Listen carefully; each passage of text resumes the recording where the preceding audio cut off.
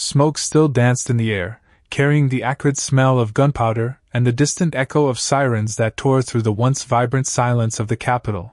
Amidst the chaos, under the weight of desperate gazes and the shadow of newly planted destruction, one man resisted, a cornered but not subjugated leader, at the epicenter of a plot that wove terror with threads of ambition and power. Subscribe to the channel and activate notifications so you don't miss any details of this saga.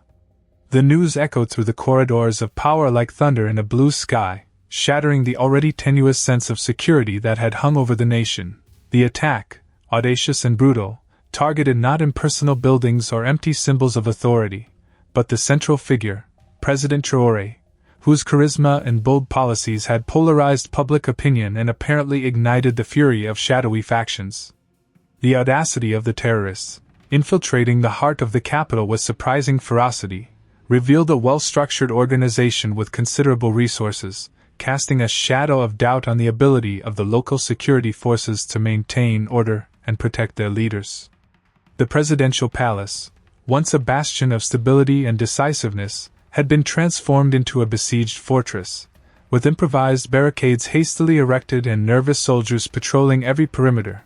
The constant sound of two-way radios and the coming and going of military vehicles created an atmosphere of imminent siege, where every shadow seemed to harbor a new threat, every sudden noise made hearts race.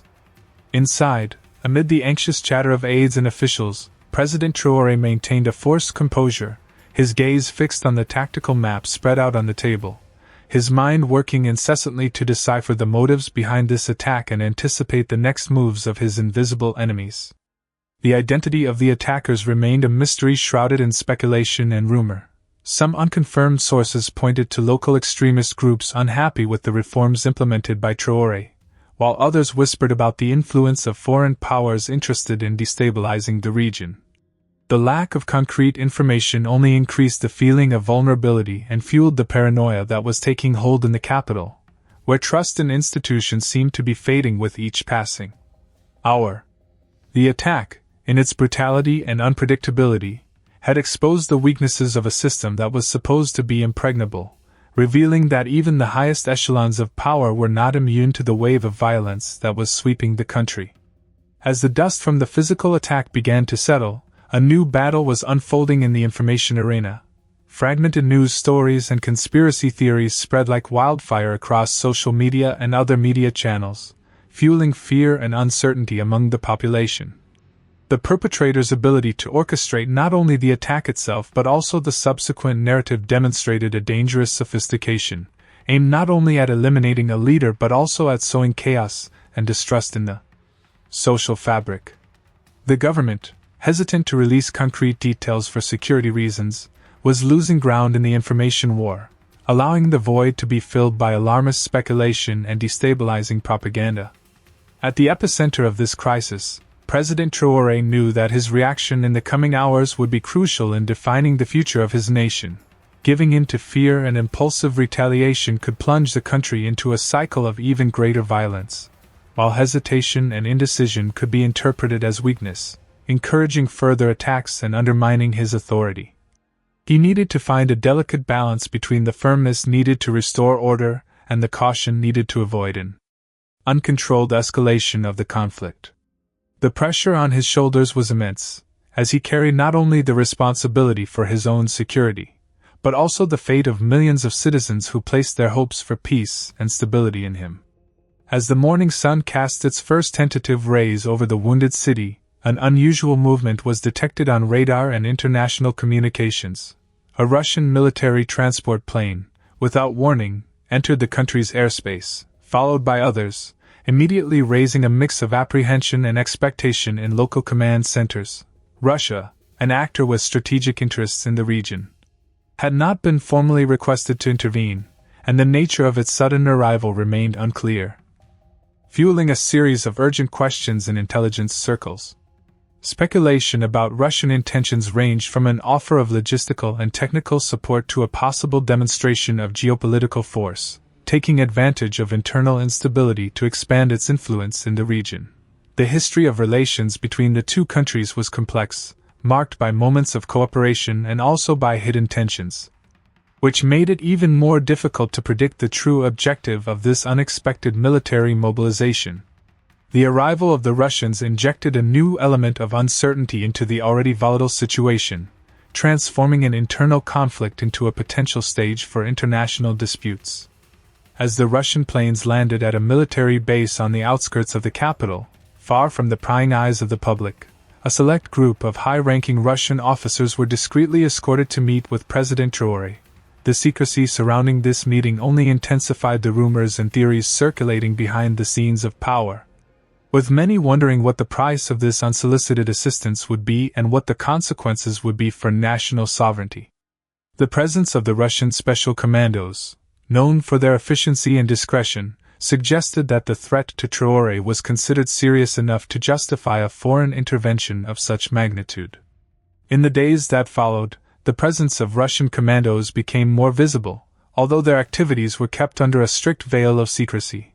Russian military vehicles bearing unmistakable insignia began patrolling strategic areas of the capital, and rumors of the deployment of advanced surveillance systems and joint operations with local forces spread rapidly. The population, torn between relief at having increased protection and concern about growing foreign influence, watched the developments with apprehension. The shadow of Russian intervention hung over the nation, raising questions about the future of the country's security and autonomy in an increasingly complex and unstable global scenario. Traoré's protection became the top priority for Russian commandos, who isolated him in an impenetrable security perimeter, using counterinsurgency tactics and cutting-edge technologies to thwart any new assassination attempts. The president, although grateful for the protection offered, felt increasingly isolated and under constant surveillance, aware that his freedom of movement and his decisions were now, to some extent, conditioned by the presence of his foreign protectors. The fine line between protection and control began to fray, casting a shadow over the future of his leadership and the sovereignty of his nation. The arrival of Russian special forces not only changed the security dynamics surrounding President Traoré, but also triggered a wave of reactions and repercussions at the international level. Western powers, which have historically maintained ties with the country, publicly expressed their concern about the Russian military presence, questioning the terms and duration of this intervention and warning of the risk of an escalation of geopolitical tensions in the region. In cautious statements, diplomats expressed the need for transparency and respect for national sovereignty, while behind the scenes, complex negotiations began to understand Moscow's true intentions. The international media narrative on the Russian deployment was multifaceted, reflecting the different interests and perspectives of the media outlets. Some highlighted Russia's boldness in asserting its influence in a region traditionally under Western control, while others emphasized the local government's apparent inability to guarantee the safety of its own leader, in some ways justifying foreign intervention. The polarization of opinions in the media contributed to the growing confusion and uncertainty surrounding the crisis, making it difficult to form an international consensus on how best to deal with the situation. Internally, public opinion was divided between those who saw Russian protection as a guarantee of stability and those who considered it an affront to national sovereignty and a harbinger of future interference in the country's internal affairs. Demonstrations for and against the Russian presence were organized in the streets of the capital, reflecting the deep polarization of society regarding the role of external actors in resolving the crisis. The government, cautious in its public statements, sought to balance the need for protection with the concern not to alienate significant portions of the population and to preserve the country's autonomy. In the corridors of power, presidential aides and military officials were heatedly debating the long-term implications of the Russian presence. Some argued for the need to strengthen ties with Moscow in exchange for military and economic support, while others warned of the risks of becoming overly dependent on a foreign power with its own strategic interests in the region. President Traoré, aware of the complexity of the situation, sought advice from a variety of sources, carefully weighing each option before making decisions that could shape the future of his nation for many years to come. While international diplomacy was in turmoil and domestic tensions were rising, Russian special commandos continued their mission to protect President Traoré with ruthless efficiency. Their elite training and state-of-the-art equipment ensured an unprecedented level of security around the leader, thwarting numerous suspicious approaches and neutralizing potential threats before they even materialized. The discreet but omnipresent presence of Russian commandos created a sense of security for Traoré, but also constantly reminded him of his dependence on an external force. President Traoré's routine had been radically transformed under Russian protection. His public engagements were drastically reduced, his travels were carried out under heavy guard, and his meetings were carefully filtered and supervised. Isolation, although necessary for his safety, was beginning to take its toll, limiting his direct contact with the population and making it difficult to maintain the legitimacy of his government. The shadow of the terrorist threat and foreign protection imposed a heavy burden on his ability to lead the nation fully and autonomously. Behind the scenes, local intelligence services, with technical support from the Russians, were stepping up their efforts to identify and neutralize those responsible for the attack, analyzing evidence collected at the scene of the attack, tracking suspicious communications, and identifying possible terrorist cells became top priorities. Collaboration between the security agencies of the two countries, although shrouded in secrecy, allowed access to resources and information crucial to advancing the investigations. However, the search for the perpetrators faced numerous challenges. The clandestine nature of terrorist organizations, their ability to operate in decentralized networks, and the support they could receive from internal and external actors made the work of security forces difficult. The pressure to deliver rapid results was great. But the complexity of the case required patience and meticulousness to avoid mistakes and injustices. As the investigation slowly progressed, new information began to emerge suggesting that the attack on Traoré could have deeper motivations than just opposition to his domestic policies. Evidence pointed to the involvement of foreign economic interests and the dispute over strategic natural resources in the region. This new line of investigation opened up a range of possibilities and made the scenario even more complex and dangerous. Traoré's protection by Russian commandos, initially seen as an emergency security measure, was beginning to consolidate itself as a central element in the country's power dynamics. The Russian military presence, even if temporary, was altering the balance of power and influencing political decisions, raising serious questions about the future of national autonomy and the role of external actors in resolving internal conflicts. President Traoré, protected by his foreign allies, found himself at a delicate crossroads, where the pursuit of personal security could compromise the sovereignty of his nation. As the Russian Special Commandos' presence extended over time, Traoré's government found itself on a diplomatic tightrope, trying to balance gratitude for the protection it had received with growing internal and external pressure to reassert national sovereignty. Western powers, in particular, stepped up their expressions of concern, offering logistical and intelligence support to the local government so that it could gradually assume responsibility for the president's security, thus avoiding prolonged dependence on Moscow. However, mutual distrust and the complexity of the situation made a smooth transition difficult. The Traoré government, aware of the fragility of its own security forces in the face of sophisticated threats, was hesitant to dispense with Russian protection prematurely, fearing a new attack that could completely destabilize the country.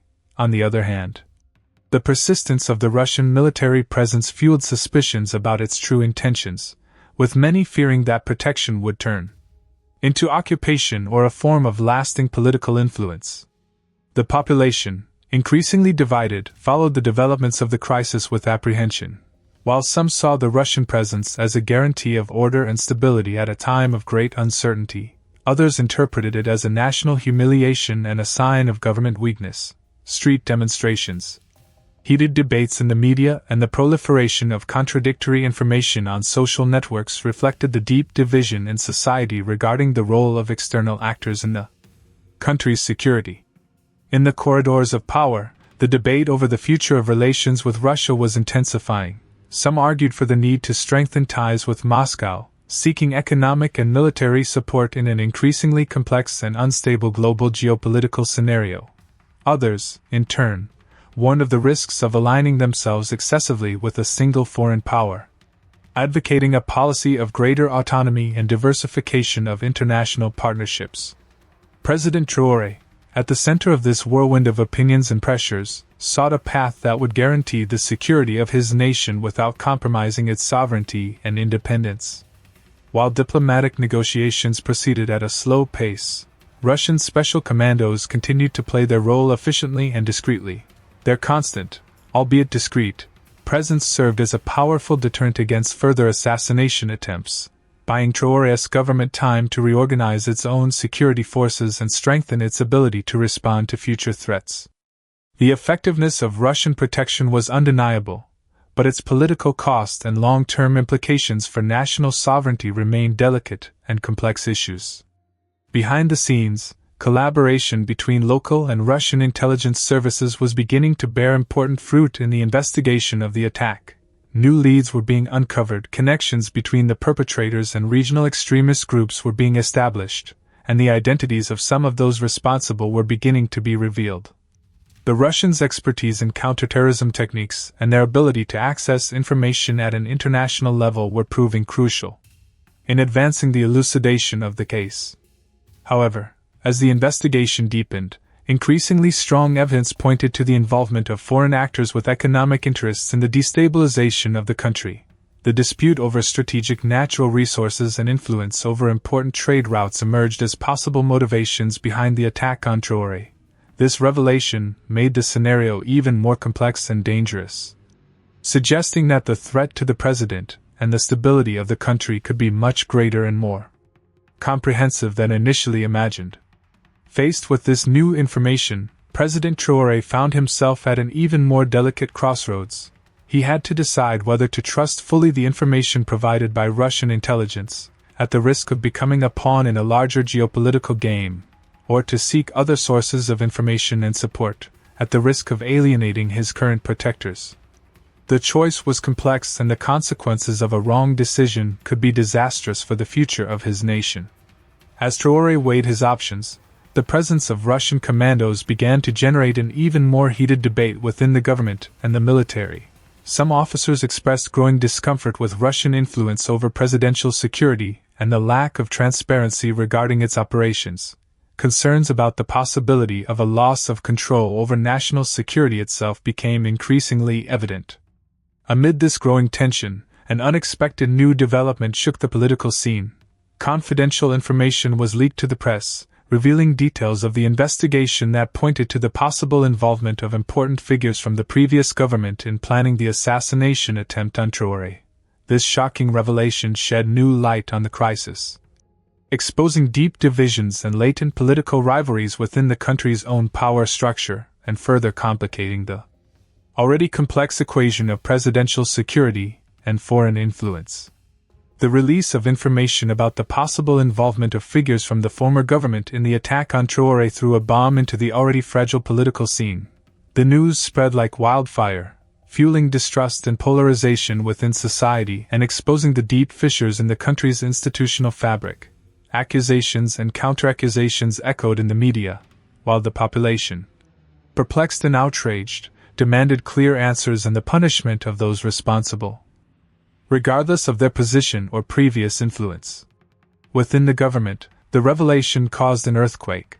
Traoré's allies and opponents spoke out vehemently, seizing the opportunity to strengthen their positions and undermine their rivals.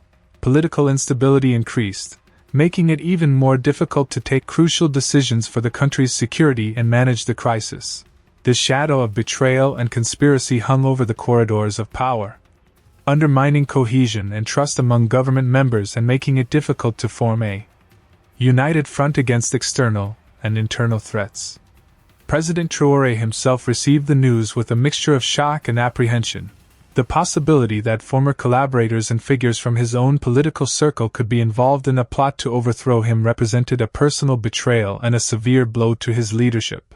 Confidence, already shaken by the initial attack, suffered a further setback, leading him to question the loyalty of his allies and to reconsider his governing strategies. Given the gravity of the accusations, Traoré felt pressured to act firmly and transparently.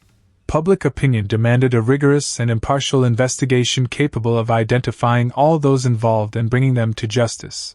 Any hesitation or attempt to cover up the truth could have disastrous consequences for the credibility of his government and the stability of the country. The pressure to balance the need for justice with the risk of escalating political instability was immense.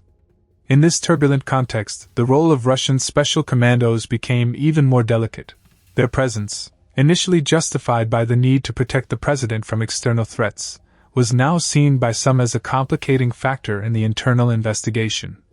Dependence on Russian protection could raise doubts about the impartiality of the investigative process and fuel accusations of foreign interference in the country's internal affairs.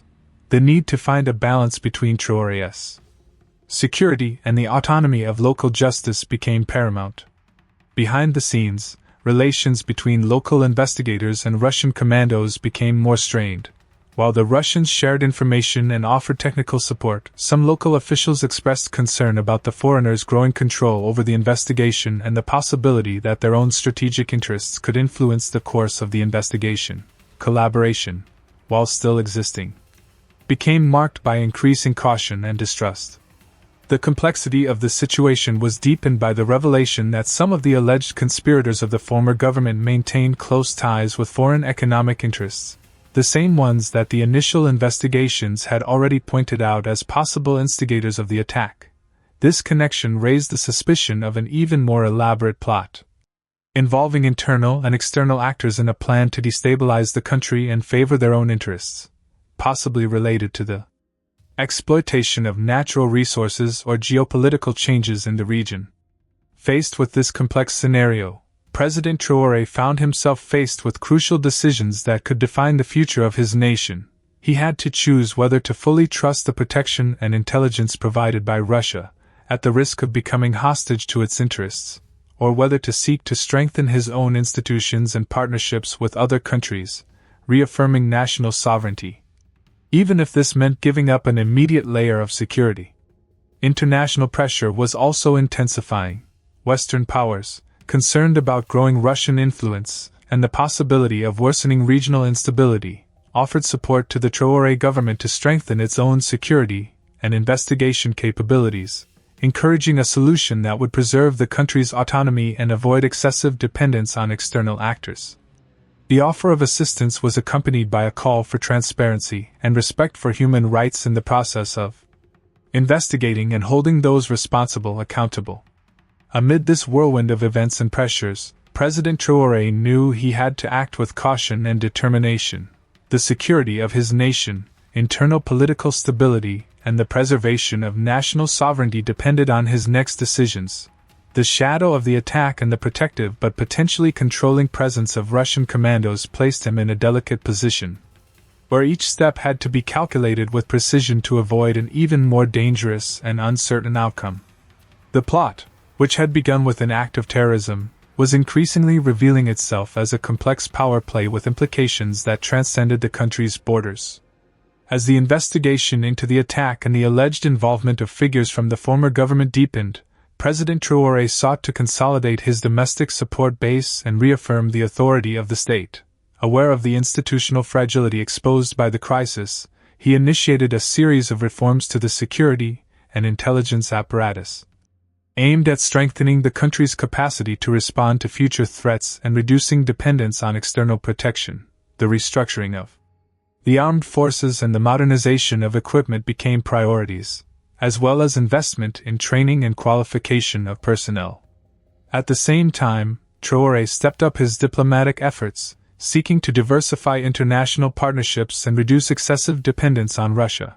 Bilateral meetings with representatives of other countries were scheduled, seeking political and economic support, as well as cooperation in areas such as security and intelligence. The message that the president sought to convey was clear. The country was grateful for the emergency aid received, but was determined to follow its own path and strengthen its autonomy in all aspects. However, the transition to greater autonomy was not without its challenges. Russian influence, established during the critical period after the attack, would not disappear overnight. Military and intelligence ties had been established, and the abrupt withdrawal of Russian special commandos could create a dangerous security vacuum. Traoré needed to find a gradual and strategic way to regain full control of presidential and national security without compromising the country's stability.